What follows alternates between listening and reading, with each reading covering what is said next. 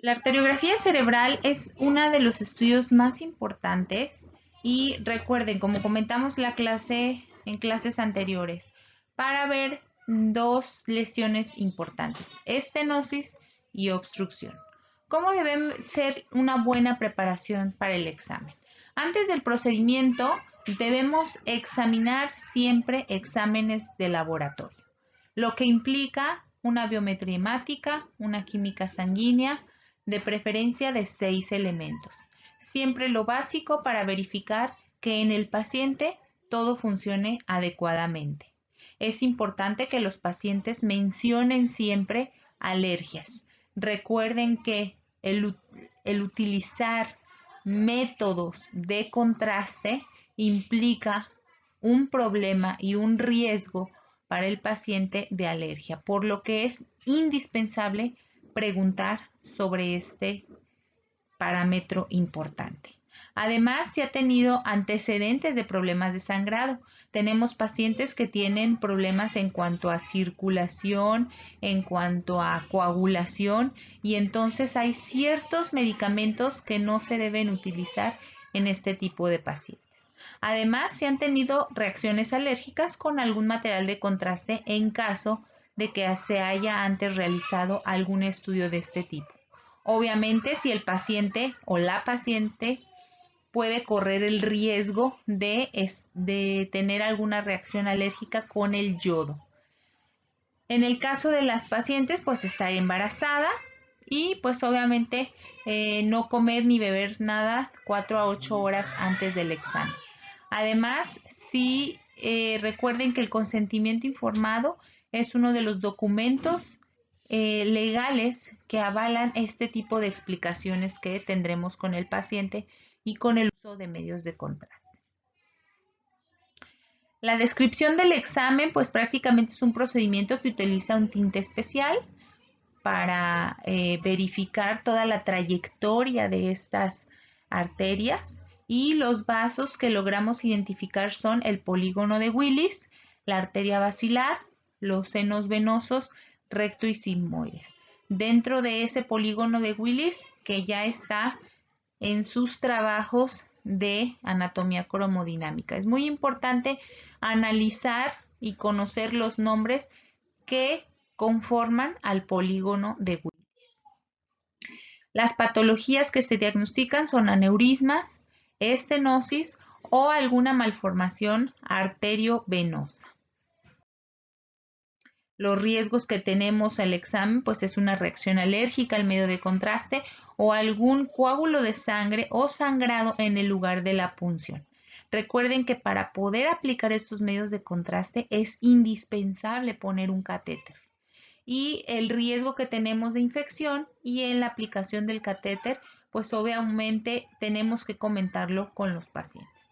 Algún daño a una arteria o a alguna pared arterial a causa del catéter que puede obstruir el flujo sanguíneo y ocasionar un accidente cerebrovascular. Es infrecuente, pero debemos estar abiertos a este probable efecto adverso. La arteriografía cerebral, pues cómo debemos preparar al paciente, pues con un consentimiento informado, explicar el proceso, disolver todas las dudas que tengan los pacientes, realizar un cuestionario de alergias, un ayuno de 4 horas antes del estudio, administración de fármacos, valoración neurológica, retirar objetos metálicos, paciente bañado, vaciar vejiga, rasurar las dos ingles, pues es la zona en donde vamos a acceder con nuestro catéter, localización de los pulsos periféricos y desinfectar la zona. Prácticamente procedimientos de asepsia y antisepsia.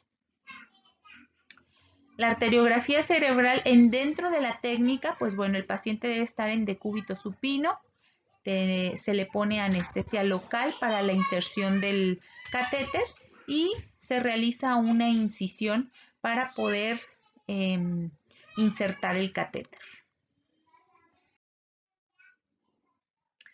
La técnica, como les comenté previamente, es mediante cateterismo y se induce o introduce el medio de contraste. Las radiografías son seriadas y se extrae el catéter posterior a la inyección del medio de contraste y se tiene que aplicar un vendaje compresivo, además de aplicación de anticoagulantes, ¿verdad? Recuerden que esa respuesta ante una lesión, el cuerpo inmediatamente da la señal para coagular sangre. Entonces esto es un riesgo de formar en el postoperatorio o en el proceso, en el tiempo de realizar la arteriografía cerebral, un riesgo de formar trombos. Posterior a la realización de estos estudios se debe realizar una presión con el vendaje compresivo ya comentado, inmovilización completa por 24 horas, mucha hidratación del paciente y podrá comer después de 4 horas. Además se tiene que estar cambiando el vendaje, es importante vigilar que estas heridas hayan cerrado y no haya sangrado en la región en la que se insertó el catéter por riesgo a una hemorragia. Aquí tenemos una arteriografía cerebral, podemos observar todo el trayecto de las arterias. Está un poco la imagen, un poco visible, muy poco visible, pero es porque se trata de un video. Voy a tratarles de mandar el link para que ustedes lo puedan observar un poquito más con mayor detalle y puedan darse cuenta de esta arteriografía que están realizando.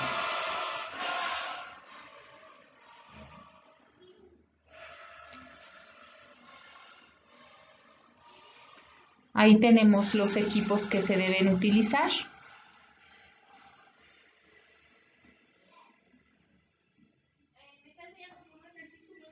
Ahí tenemos la inyección de la anestesia local, porque el catéter es de gran calibre. La incisión.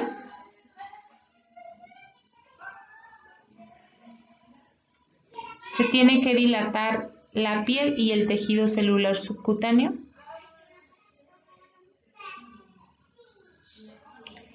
Se utiliza el catéter para poder realizar la guía sobre la cual se va a insertar.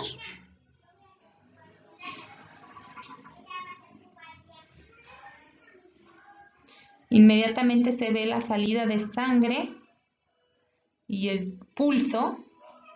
Inmediatamente se coloca el catéter.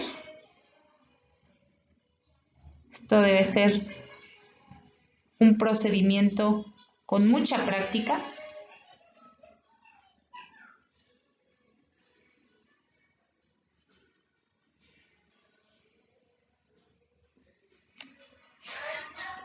Espero que puedan ver el video, si no ahorita les paso el link. Voy a pausarlo porque no identifico si lo pueden ver. Voy a continuar.